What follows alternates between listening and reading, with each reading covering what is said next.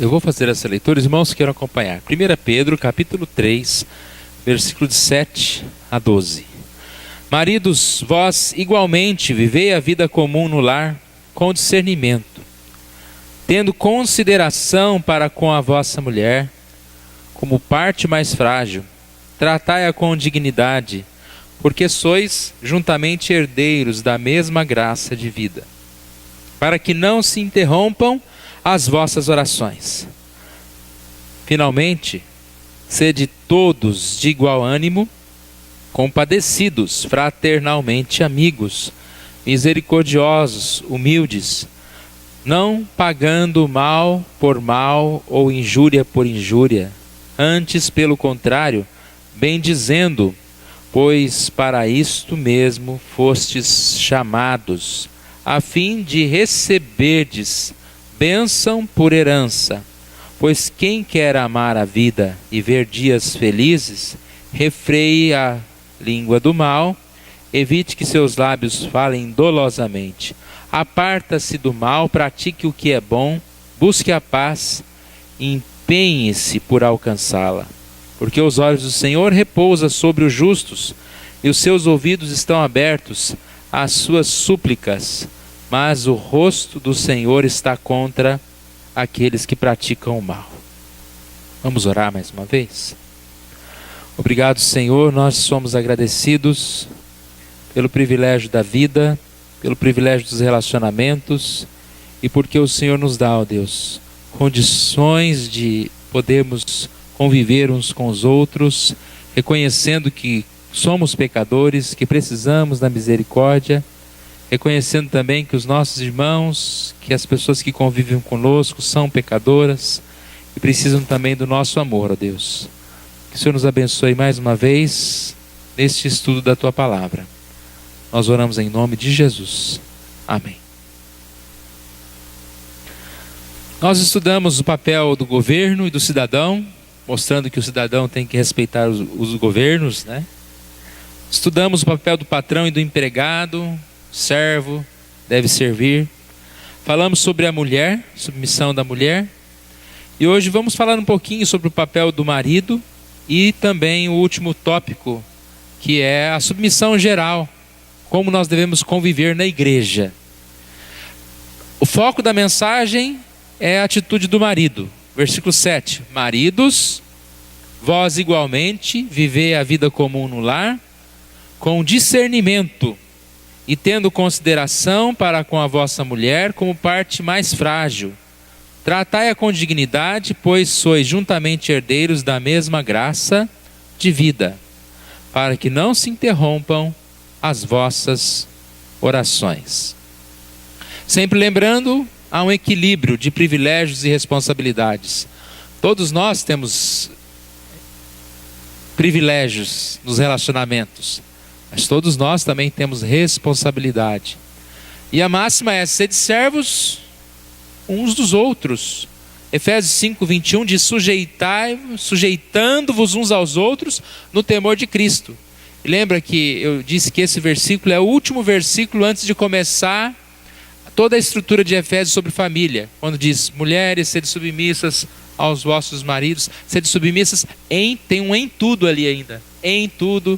Depois, marido, amai as vossas mulheres. E aí continua falando: patrão, empregado, filhos, obedecer aos vossos pais. Mas o princípio é amor, no temor de Cristo. O exemplo é Cristo.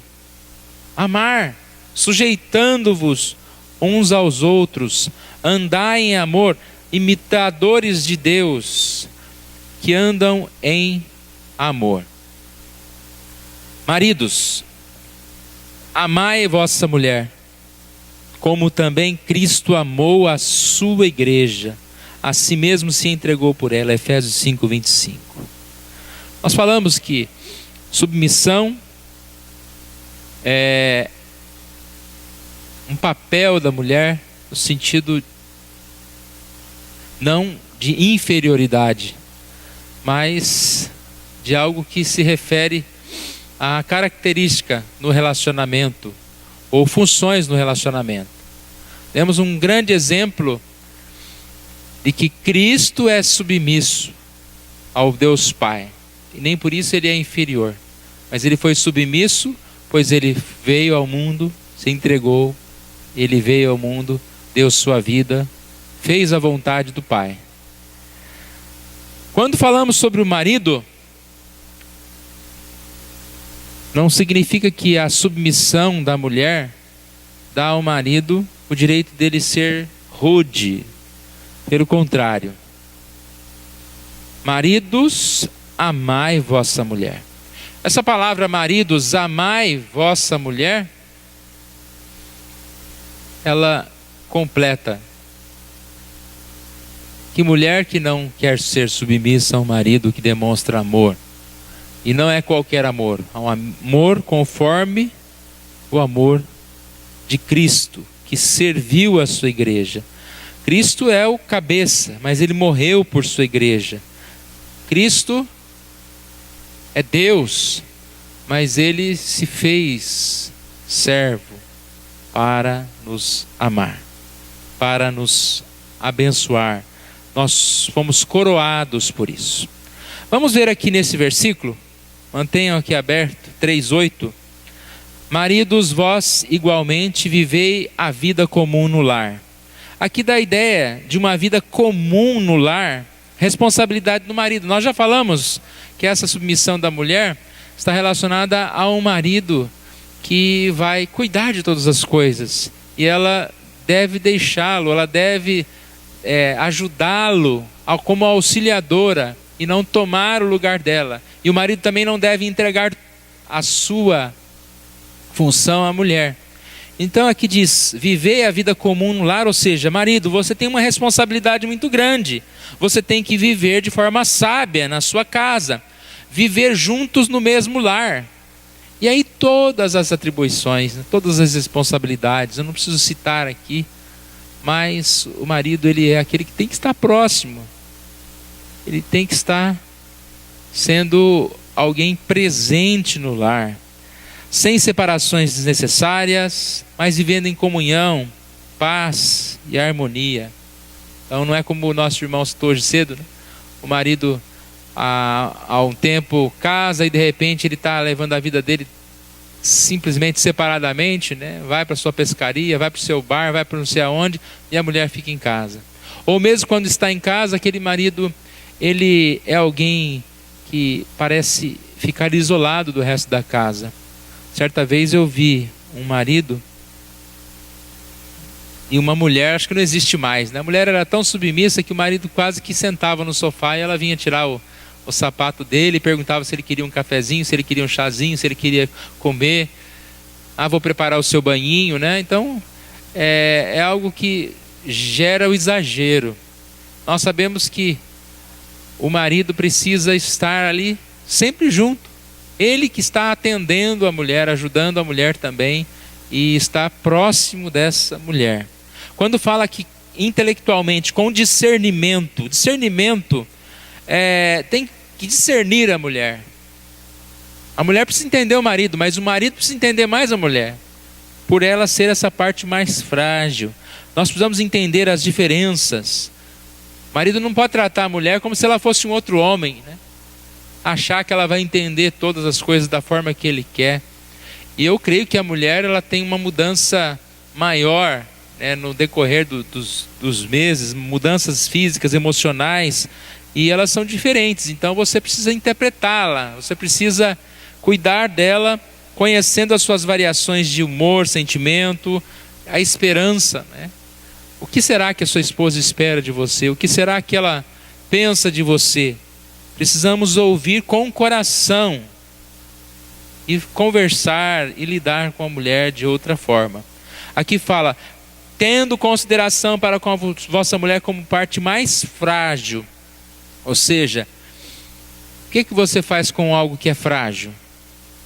Você pega com cuidado. Ah, o vaso de vidro é frágil. Você não pega de qualquer jeito e joga para lá e joga para cá. Há necessidade de cuidado, de palavras, de romance. E caímos num dia bom para falar disso, né? No dia dos namorados. Não foi contado, mas deu certo de nós falarmos isso hoje. é exatamente dirigir palavras de atenção, de carinhos, como nós falamos ontem mesmo, no jantar de casais, né? Elogios, sim, não mentirosos, mas elogios verdadeiros à esposa. Provérbios 31, 29, olha que palavras bonitas que você pode dizer para sua esposa. Muitas mulheres procedem virtuosamente, mas tu a todas sobrepujas. Procedem virtuosamente. Nós não temos certa complexidade, né? Não temos certa noção do quanto ser grosseiro, do quanto não tratar bem a esposa, isso afeta a esposa. Eu creio que os homens, eles não são tão afetados, né? A mulher diz que você briga e depois você já esqueceu, né? 5 minutos depois você volta, a mulher lá tá bicuda lá e você... Mas o que foi que aconteceu mesmo? Você nem lembra o que aconteceu. E a mulher lembra. E nós precisamos então ter cuidado, porque elas são mais frágeis. Não frágeis mentalmente, não frágeis mais fracas, mas no sentido exatamente em termos físicos. A mulher não foi feita para ser a parte mais forte. Ela é a parte mais frágil. Se fosse outro homem, né, não chamaria Eva, chamaria Ivo, né, eles falam, né, criaria Adão e Ivo.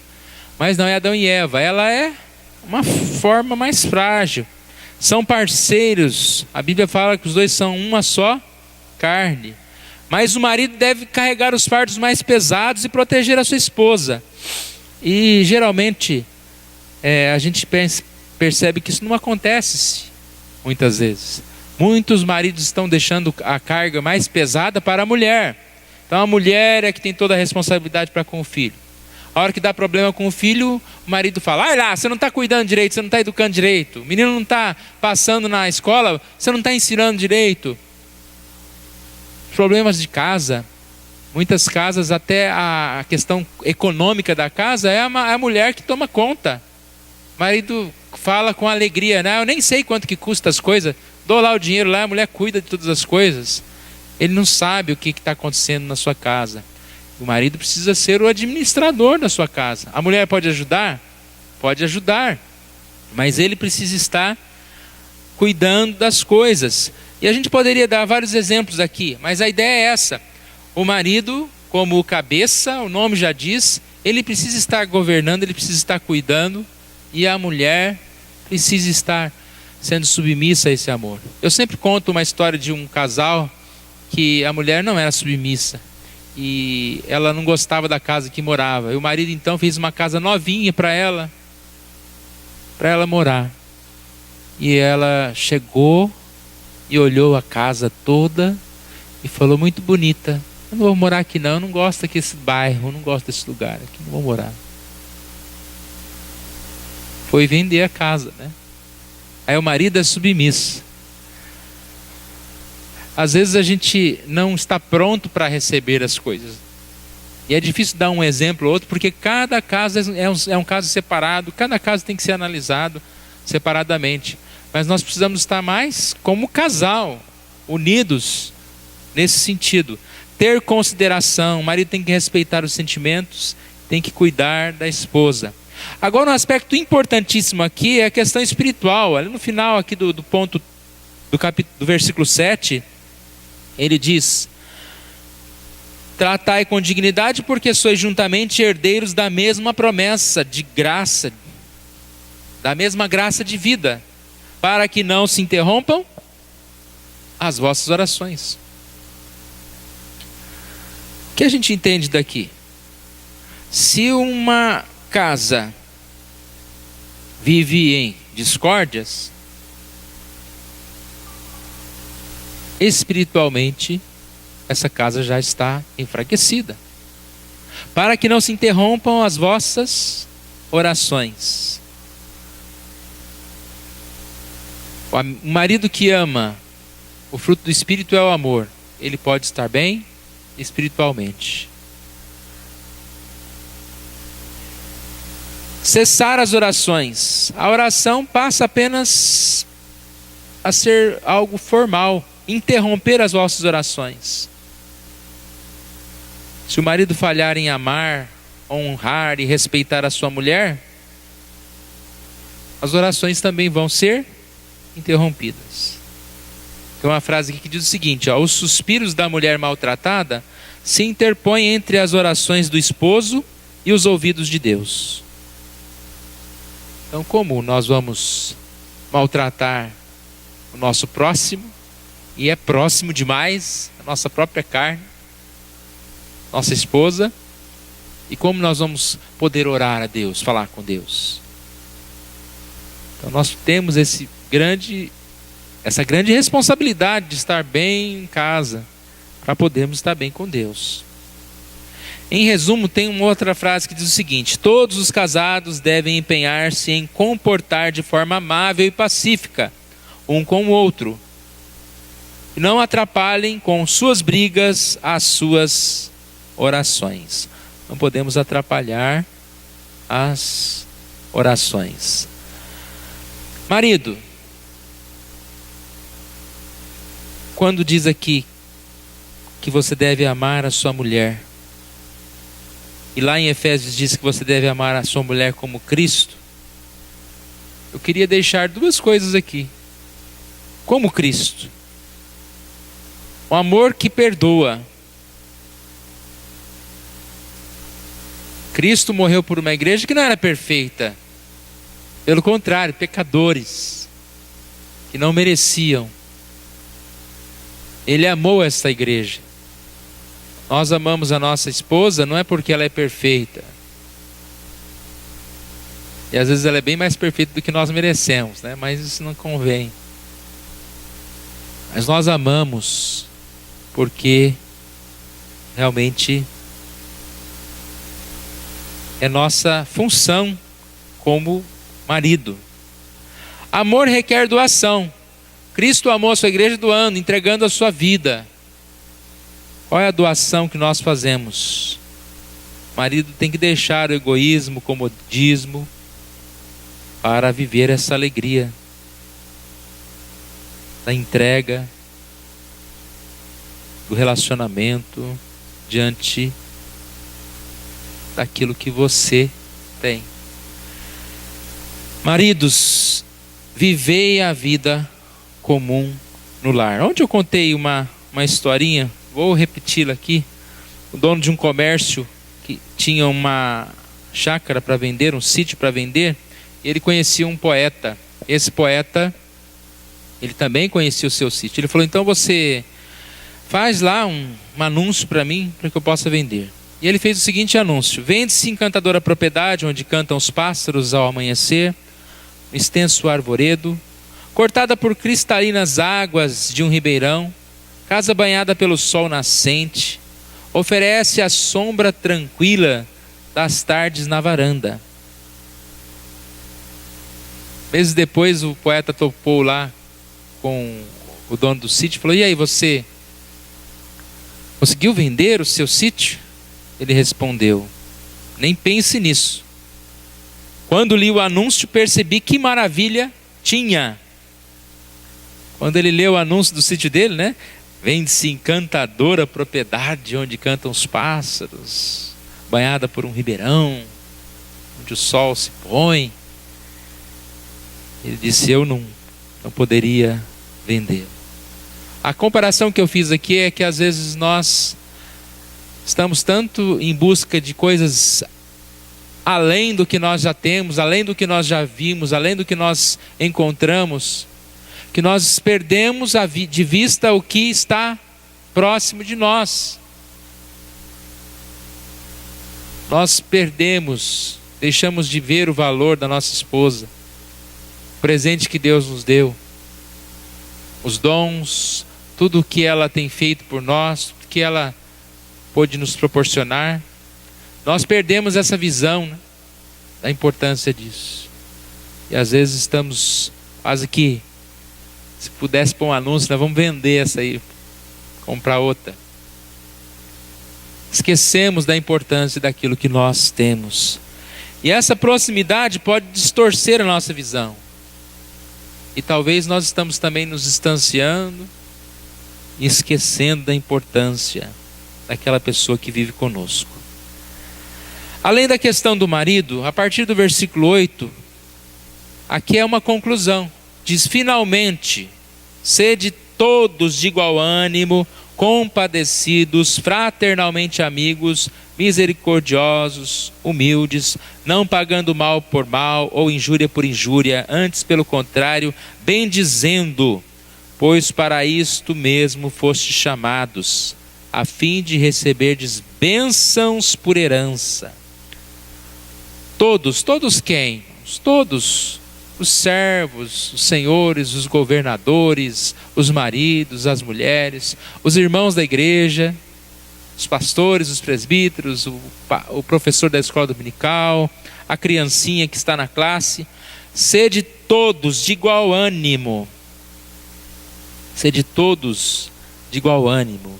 E essa ideia de relacionamento é buscar, pensar como um corpo mesmo, como soldados numa única batalha, como pessoas que vivem unidos neste mesmo propósito de servir a Deus.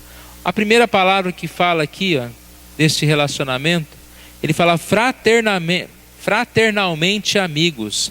Essa palavra é com amor de irmão, amor fraterno, é a palavra que vem do irmão. Por que a gente ama o nosso irmão? A gente ama o nosso irmão porque ele é irmão em primeiro lugar, não é? Nós sabemos que mais do que uma pessoa que é boa ou que é má, não, ele é parte de nós, ele é membro da nossa família. E quando é membro da minha família, eu tenho esse dever de amar esse meu irmão, ter esse igual ânimo para com o meu irmão. E ele destaca essa ideia do igual ânimo como unidade, uniformidade, pensar igual. É o tema que nós estamos desenvolvendo este ano. Corpo de Cristo, desenvolver os nossos dons. Nós não competimos, nós somos diferentes, mas não por isso vamos discutir uns com os outros. Mas nós vamos entender que a diferença nos faz mais fortes. Nós não somos uns melhores do que os outros, mas nós temos em vista servir a Deus. As diferenças servem para que nós possamos crescer. Aqui fala sobre misericordiosos, compadecidos, compaixão, fraternalmente amigos, misericordiosos, inclinar o coração.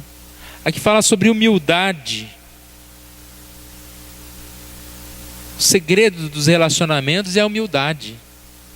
Você já viu alguém brigar com um humilde?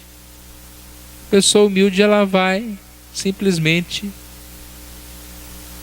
conseguir consertar aquela questão de quando um quer, dois não briga. Se alguém está brigando com você, porque você ainda está discutindo com ele. Mas a partir do momento em que você consegue se humilhar, você consegue deixar que o outro se sobressaia, você não vai perder nada por isso, mas você vai acabar com uma discórdia. Aqui também fala com os inimigos, o relacionamento com os inimigos. Esses inimigos, não pagando mal com o mal, injúria por injúria. Devemos amar, devemos perdoar o nosso próximo. E aqui ele termina com algumas noções aqui importantes para nós. Quando ele diz: quem quer amar a vida e viver dias felizes, primeiro ele diz: refreie a sua língua do mal. O que nós falamos, repare que está tudo relacionado. Quando nós refreamos a nossa língua do mal, nós evitamos os maus relacionamentos. as discórdias. Refrear a língua do mal é difícil, irmãos, mas é ter uma língua que não é apontada, né? Como uma espada que sai ferindo, destruindo, transportando veneno, refreando a língua do mal. Salmo 141:3 diz: põe guarda, Senhor, a minha boca. Não fale com dolo. O que é isso, falar dolosamente? É quando você fala se escondendo através de palavras macias, mas tem intenção de mal. Talvez bajular com a língua na frente e depois apunhalar traiçoeiramente pelas costas. Eu creio, irmãos, que nós deveríamos talvez ficar até mais calados do que, já que você às vezes não tem uma opinião muito boa sobre alguém, ou você não está se sentindo bem, fique calado. O duro é quando você fala bem da pessoa na frente dela e depois mal pelas costas. Ou pelo menos diz uma coisa sentindo outra. Você só diz para concordar com o outro. Aqui fala: aparte-se do mal e pratique o bem. Quem faz o mal só sente mal. Busque a paz, empenhe-se por alcançá-la. Repare que paz parece que é uma coisa que vem naturalmente. Não, aqui está falando: empenhe-se por alcançá-la. Lute para alcançá-la. Busque a paz. A paz não é automática, nós devemos que buscar. Como que você busca a paz? Trabalhando por essa paz, fazendo bem às pessoas, falando bem, cuidando do bem, vivendo como filhos de Deus, e assim nós alcançamos essa paz. E por último ele fala sobre oração. Os olhos do Senhor repousam sobre os justos, e os seus ouvidos estão abertos às suas súplicas, mas o rosto do Senhor está contra aqueles que praticam males. Os ouvidos do Senhor estão abertos às suas súplicas, às súplicas do homem de Deus, daquele que quer buscar a Deus, que quer conhecer a Deus, quer amar a Deus. Então, irmãos, nós vamos concluir este estudo, lembrando que a palavra de Deus, ela vai nos mostrar em muitas e muitas situações sobre essa necessidade de nos relacionarmos bem. O tempo passa e às vezes nós não vamos ter a oportunidade de estar com as mesmas pessoas. E esse tempo que nós estamos juntos, não vamos gastá-los com discórdias, com discussões bobas, com coisas que não vão levar a lugar nenhum. Mas nós devemos gastá-lo buscando esse enriquecimento, esse crescimento, estudando a palavra, resolvendo coisas boas, tendo alegria de estar junto.